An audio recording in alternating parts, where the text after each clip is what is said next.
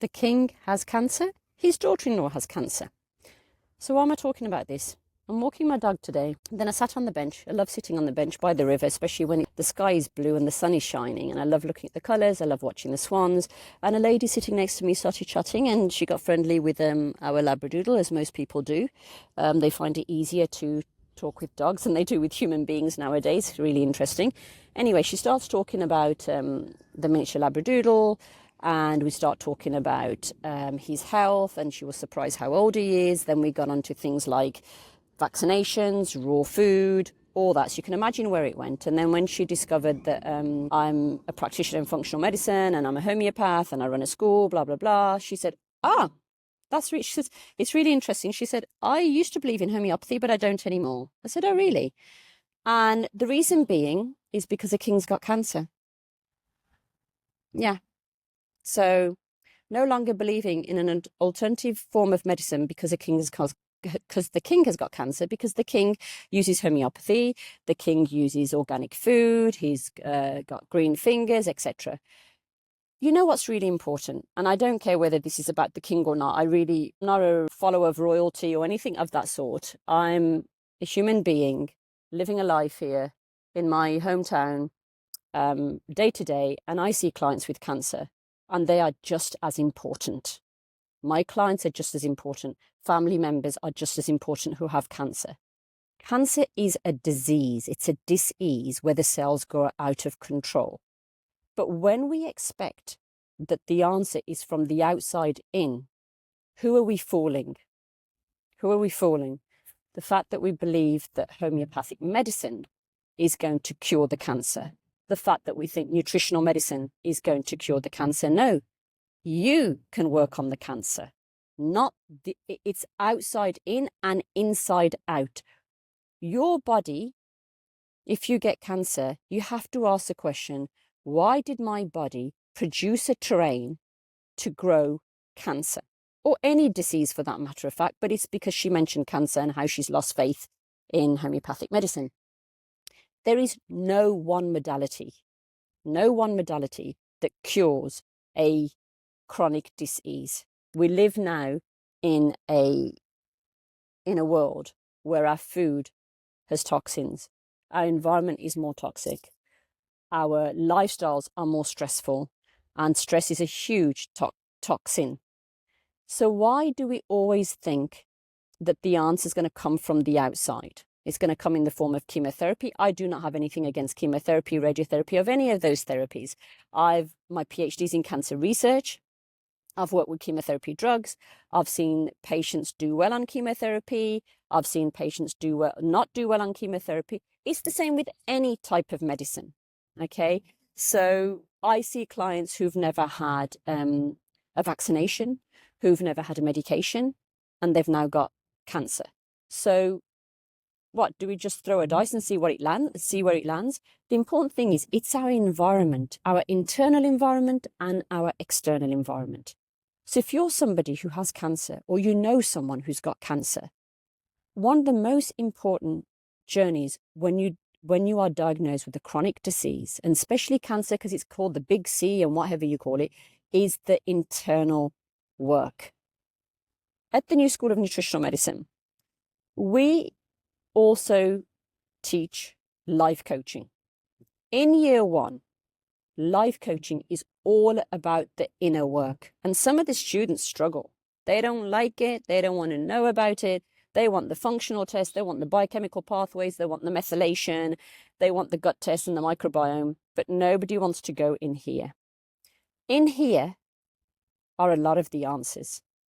We want to ask the question, what has prepared that ground to grow cells that are now out of control? So what is cancer? Cancer basically is growing cells that are just growing, and they've lost control. Okay, they've lost their boundary. And there's a remedy in homeopathy, which is called carcinosin, which is sometimes given to people with cancer. It's not an answer to cancer, by the way. This is all about the whole person. It's about the food on your plate. Where does your food come from? Who are you in relationship? What's your network, your community? It's not just about a pill is going to fix it, or several pills are going to fix it, or supplements are going to fix it. And once that once that growth starts, it's got a mind of its own. It's going to go where it wants to go. It doesn't matter. They might call it, it's metastasized, it's primary, it's secondary. It doesn't really matter. The question is, what created that fertile ground for those cells to overgrow? So from a very one-dimensional perspective, this is the way I was trained. Cancer is an overgrowth of cells. It's either the oncogenes that grow cells are now kind of switched on for good and they keep growing cells, or the tumor suppressor genes, which suppress the tumor, put the brakes on the cell, so they slow down cell growth, or they tell the cell, okay, you can stop growing now. There's been some kind of change in those genes, and now there's no brakes and the cells keep growing. Okay, that's fine. But how do we then stop that? How do we then heal ourselves from a condition? Nobody can say cure. We can say somebody's gone into remission. As naturopathic practitioner, I can't say, oh, I'll help you cure your cancer. I don't help anybody cure their cancer. They help themselves. I'm just a tool that they use when they need to. But the most important thing is the terrain, the emotional terrain, as well as the physical terrain. Yes, the microbiome. Talked about it last video that I shared. The microbiome also listens to your nervous system, also listens to the enteric nervous system. That we are absolutely super connected. And who you hang out with, who are your friends, who's your community? Nowadays, there's so much social disconnection. We're running a school and we encourage coming to the school. We encourage the community. We encourage sitting in class and being with each other. Our nervous systems regulate each other. We get to know each other and we have more confidence in what we're doing when we share, and we learn more from the students' questions. So why is it that when we get a condition, we don't ask questions, okay, what can I do? What's gone on in my life before? And sometimes, and this is well known, the nervous system can be living in a particular state. It can be living in a hypervigilant state. It can be living in a frozen state, and you might not know it. It's just the way you work. And there's also this saying about suppressing emotions or repressing emotions. Suppressing emotions is when you know that you're actually suppressing your emotions. So you might be out somewhere, you're with some friends and somebody offends you, get upset and you feel the anger, but you just hold it in and you're holding it in. That's suppression. Repression is you don't even know you're repressing those emotions. And that's quite common in people who are diagnosed with chronic diseases, is the repression, not the suppression. Okay, what then do you do when you start to unrepress? And again, this is where the inner work comes in. So I'd highly recommend is asking the question, how can you build your terrain, your milieu, your internal terrain, mentally, emotionally, spiritually, physically? Yes, King's got cancer. His daughter-in-law's got cancer. And with all the conspiracy theories, whatever, whether they have or not, I really don't care, because this is about human beings. This is about people who are listening to this video who know somebody who's got cancer, or you might have it yourself. So what would I do, or what do we teach at the New School of Nutritional Medicine? First of all, the coaching, the inner work. You've just come out of a doctor's surgery or a consultant's office. And when you walked in, you were nervous. Now you've walked out, you've been diagnosed with the big C, as they call it. It's a dis-ease. You can look at it the same way as any other dis-ease. It's just what we've made it out to be.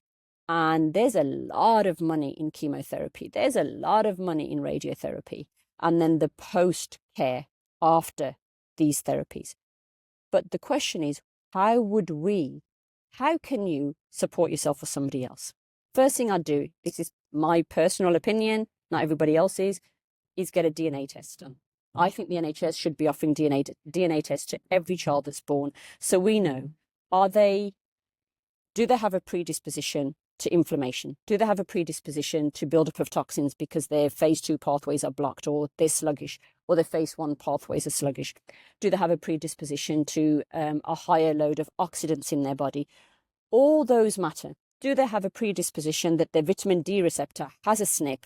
So when we're sitting in the sun and we're making vitamin D, not taking it, we're making it from the sunshine, hits our skin, and then our skin makes vitamin D. Does that vitamin D go and bind with the receptor, but the receptor's not hearing it because it's got a SNP? It's got a glitch in the DNA for the vitamin D receptor. These are important because you can take all the vitamin D in the world and still feel like, okay, my vitamin D are within normal ranges. So why did I get cancer? Sorry, my dog is getting excited by another dog. That's one thing. The other thing I'd look at is bowel health, gut health, not just the microbiome, but the whole of the gut, because your gut is the gatekeeper. So if your gut is allowing things in, if that gate is wide open, it's allowing things in into your circulation, it's going to hyperactivate the immune system.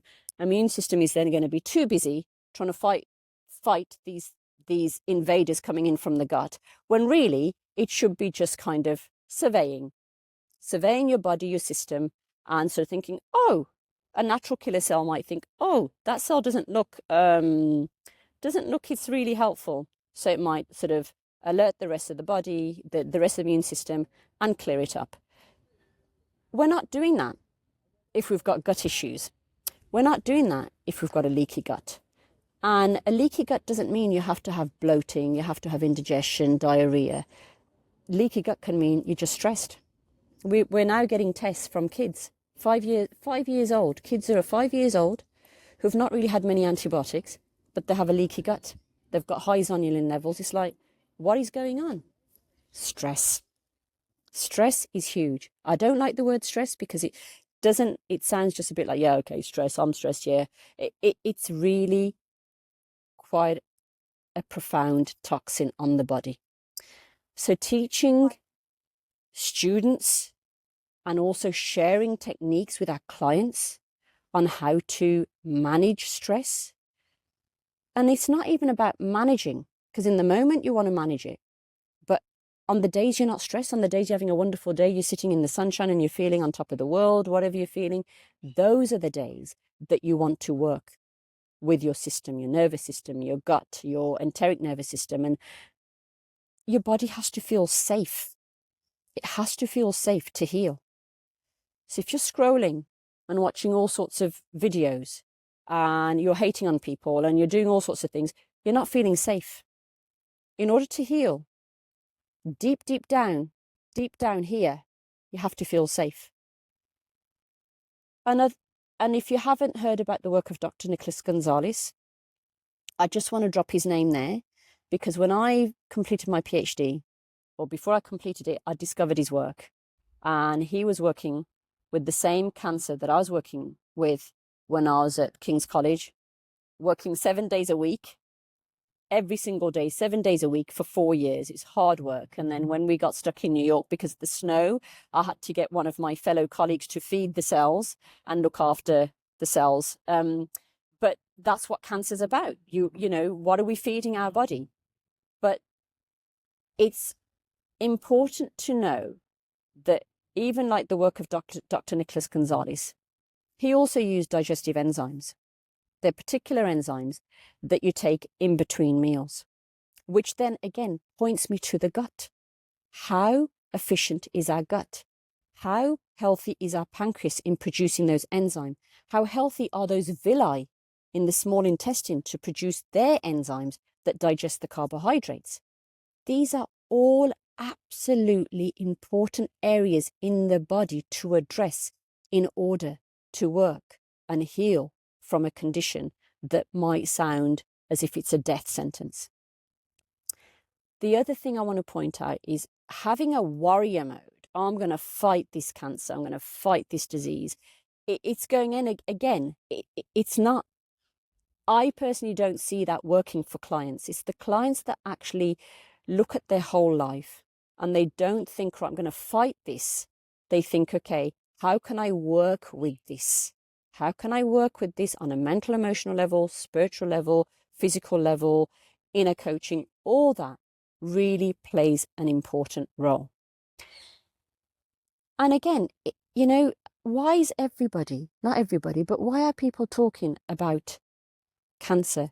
Because some royal family member or members have it.